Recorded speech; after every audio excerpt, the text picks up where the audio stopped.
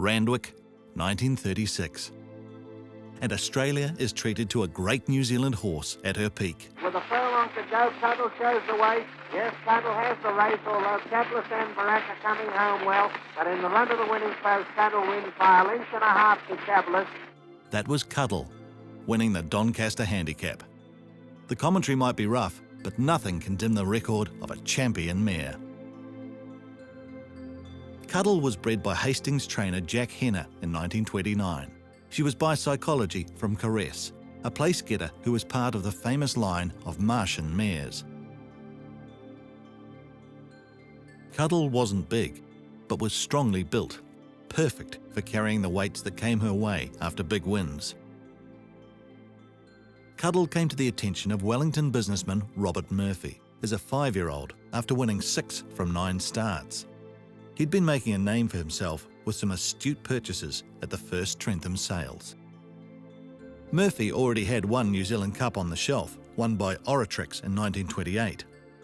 Concentrate added the Auckland and Wellington Cups in the following 2 years. He enlisted the help of jockey Jim Ellis, and the combination justified his faith by winning the 1935 New Zealand Cup. Cuddle led from the start, a strategy that would take her to more glory. Cuddle had proved her staying credentials, and next on the agenda was the Auckland Cup.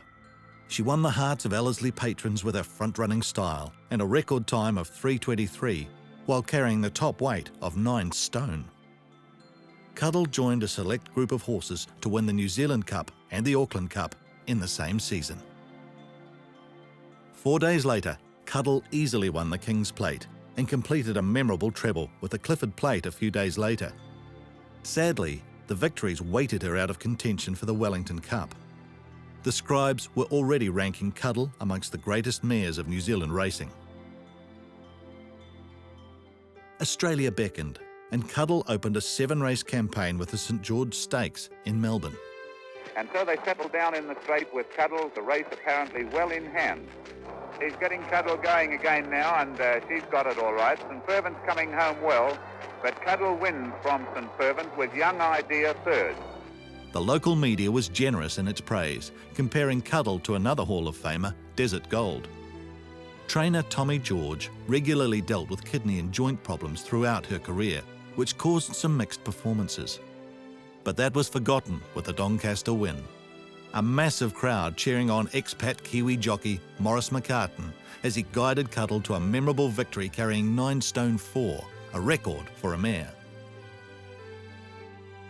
McCartan was riding again in the all-aged stakes, another victory that earned the ultimate endorsement from McCartan that he had never ridden a better mare.